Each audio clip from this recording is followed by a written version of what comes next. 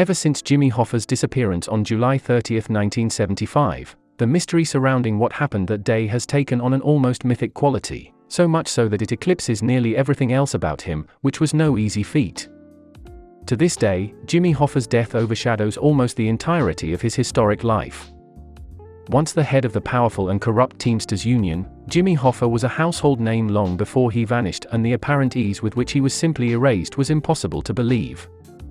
Not about to be second to anyone in stature, even in his disappearance, it seems appropriate that Hoffa would live on as one of America's most famous missing persons.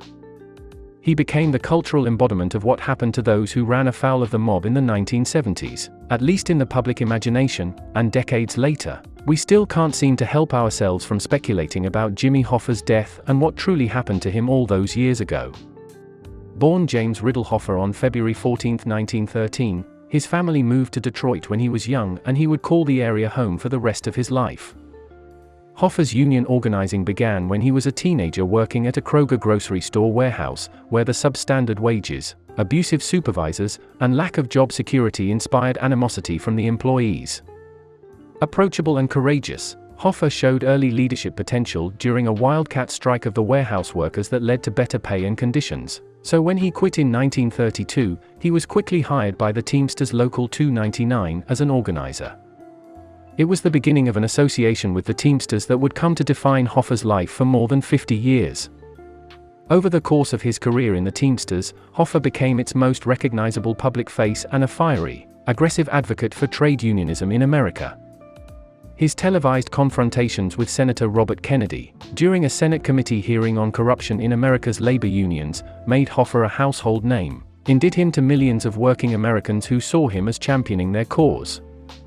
Jimmy Hoffa's ties with organized crime figures were well documented and publicized, and for most of his life he was able to leverage these associations to strengthen the union, growing it into one of the most powerful unions, if not the most powerful, in the country.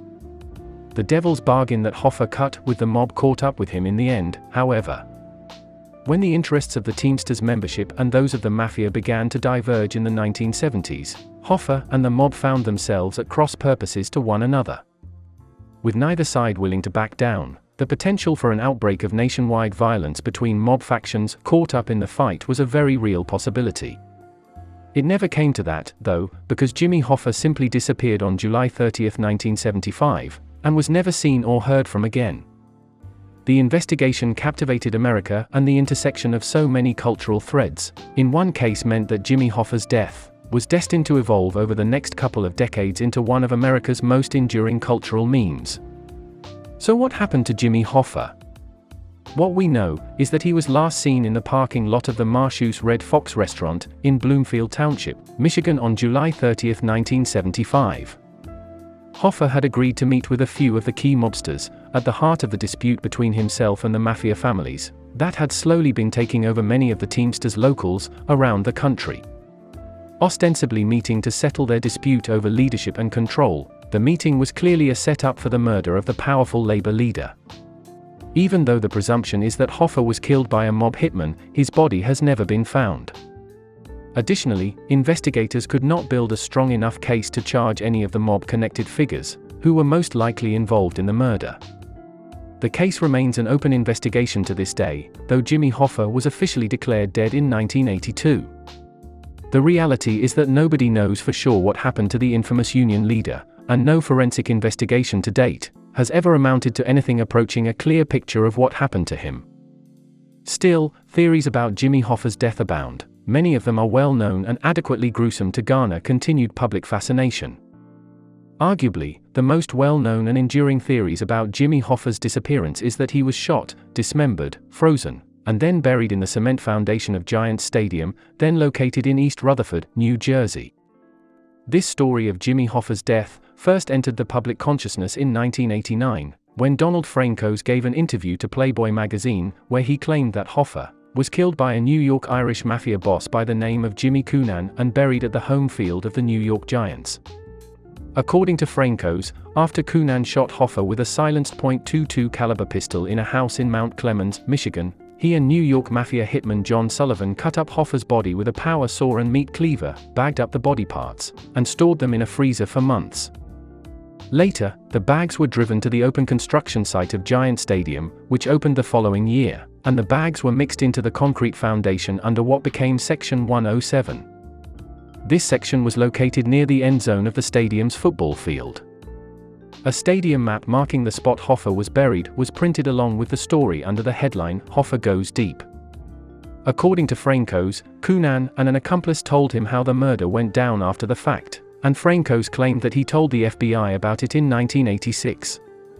Though the FBI took the allegations seriously in 1989, Frankos, who was in federal witness protection ahead of his testimony against New York crime boss John Gotti, didn't have much to back up the claim.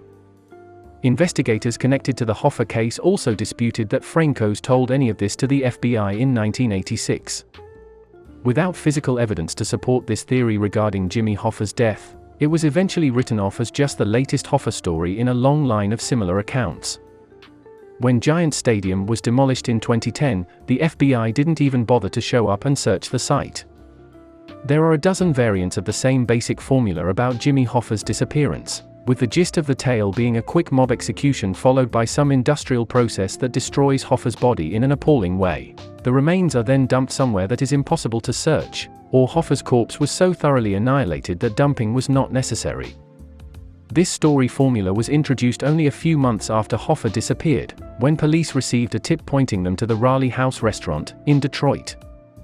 Like many restaurants, the Raleigh House used an industrial trash compactor for their waste, which was regularly emptied by a waste management company with ties to organized crime.